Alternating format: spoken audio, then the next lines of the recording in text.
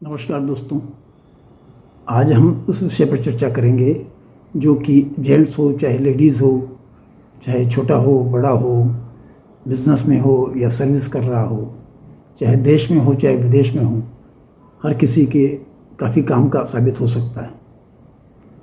असल में इंसान ज़िंदगी भर मेहनत करता है और अपनी सेविंग्स को different type of assets just like fixed deposit in banks, shares, mutual funds, immovable properties, jewelleries, cash at bank, इस तरह तरह की एसेट्स में इन्वेस्टमेंट करके रखता है। आज हम लोग इस वीडियो में इसकी मैनर ऑफ होल्डिंग के बारे में चर्चा करेंगे कि इनको किस तरह से होल्ड किया जाए कि ये सब एसेट्स इजीली इनकैश किए जा सकें, और अगर अचानक कोई घटना घट जाती है तो ये सारी एसेट्स उसके परिजनों को, जिसको कि वो देना चाहता है, वो इजीली ट्रांसफ़र हो सके।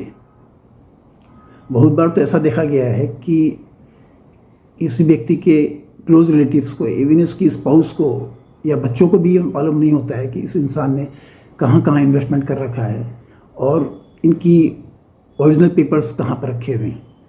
तो ऐसे में ये सब एसेट्स को ट्रांसफ़र करना बड़ा मुश्किल हो जाता है और तरह तरह की मुश्किलों का सामना करना पड़ता है। तो इस चीज़ को किस तरह से अवॉइड किया जाए, हमको टाइमली क्या क्या एक्शन ले लेना चाहिए, ये हम लोग डिस्कस करेंगे इस वीडियो में। दोस्तों, सबसे पहले हर व्यक्ति को अपने टोटल इन्वेस्टमेंट्स का एक डिटेल चार्ट जरूर से बना लेना चाहिए। ये काफ़ी इम्पोर्टेंट है। अब ये चार्ट कैसे बने, इसमें क्या क्या डिटेल्स डालें और किन बातों का विशेष ध्यान रखें, इन सब बातों में हेल्प करने के लिए हम इस वीडियो के साथ एक चार्ट शेयर कर रहे हैं। आप उस चार्ट का स्क्रीनशॉट जरूर से ले लें, और जब आप उस चार्ट को स्टडी करेंगे और उसको प्रिपेयर करेंगे तो उसमें काफ़ी पॉइंट्स आपके क्लियर हो जाएंगे और ये डेफिनेटली काफ़ी मददगार साबित होगा। फिक्स्ड डिपॉजिट विद बैंक्स और डीमैट अकाउंट्स के बारे में विशेष ध्यान देने की ज़रूरत है।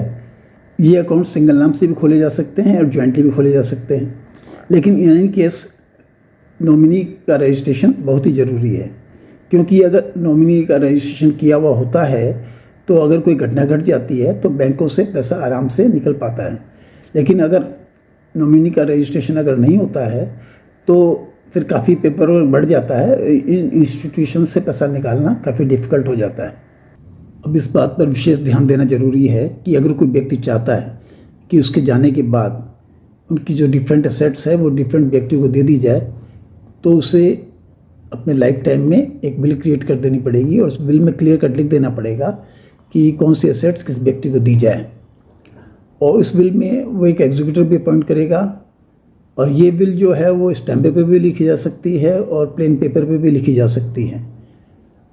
कोई भी व्यक्ति अपने लाइफ टाइम में अपनी विल को चेंज भी कर सकता है, और जो उसकी लास्ट विल होगी वही फाइनल विल मानी जाएगी।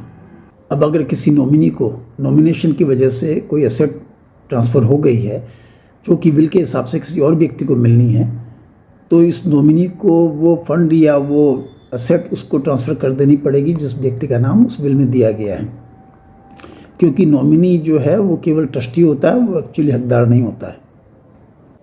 अब अगर किसी व्यक्ति की डेथ हो जाती है और उसने विल नहीं बना रखी है तो उसकी जो भी प्रॉपर्टी है उसके लीगल हायर्स उसके बराबर के हिस्सेदार हो जाते हैं। दोस्तों, अब हम बात करेंगे इमूवेबल प्रॉपर्टीज़ के बारे में। इमूवेबल प्रॉपर्टीज़ को परचेस करने में जनरली काफ़ी इन्वेस्टमेंट करना पड़ता है। इंसान की जायदाद का बड़ा हिस्सा इमूवेबल प्रॉपर्टीज़ का होता है। तो किसी इंसान की अगर अचानक डेथ हो जाती है और उसने अगर विल नहीं बना रखी है तो इन प्रॉपर्टीज़ को लेकर के उनके लीगल हायर्स में कई बार काफ़ी मनमुटाव हो जाता है, झगड़ा हो जाता है, इवन कोर्ट केसेस हो जाते हैं। हिंदू सक्सेशन अमेंडमेंट एक्ट 2005 आने के बाद डॉटर्स भी लीगल हायर हो गई हैं। इसलिए कोई इंसान अगर चाहता है कि उसके जाने के बाद प्रॉपर्टीज़ को लेकर के कोई डिस्प्यूट ना हो, तो इसे अपनी विल में क्लियर कट लिख देना चाहिए कि उसके जाने के बाद उसकी कौन सी प्रॉपर्टी किस व्यक्ति को दी जाएगी।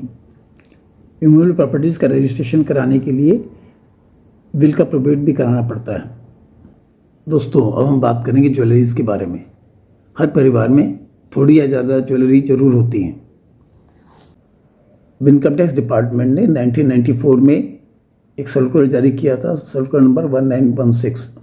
उस सर्कुलर के अनुसार कोई भी मैरिड लेडी 500 ग्राम तक, अनमैरिड लेडी 250 ग्राम तक और मेल इंडिविजुअल 100 ग्राम तक अगर ज्वेलरी होल्ड करता है तो उसे उसका एक्सप्लेनेशन देने की ज़रूरत नहीं है, बिना सबूत के रखी जा सकती है। वैसे इनकम टैक्स डिपार्टमेंट की तरफ से ज्वेलरी होल्ड करने पर कोई भी रेस्ट्रिक्शन नहीं है, एनी अमाउंट ऑफ ज्वेलरी रखी जा सकती है, लेकिन ज़रूरत पड़ने पर उसका सोर्स एक्सप्लेन करना पड़ेगा।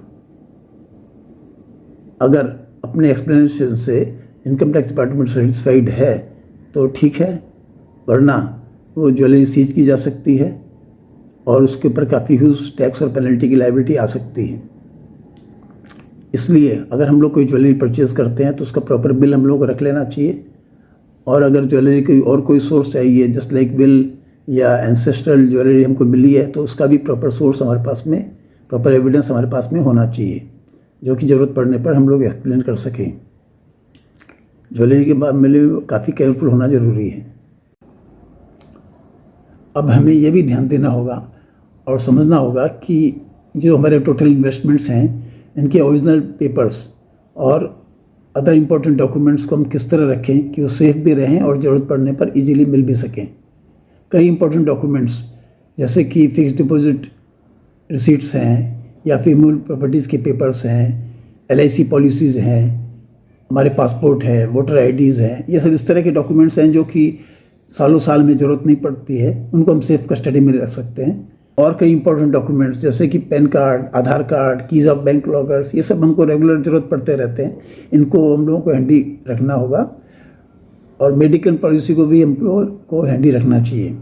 और इन सब ओरिजिनल डॉक्यूमेंट्स की जानकारी स्पाउस को भी ज़रूर से होनी चाहिए। इस वीडियो में बस इतना ही। अगर आप लोगों को पसंद आया हो तो लाइक एंड शेयर कीजिए। धन्यवाद।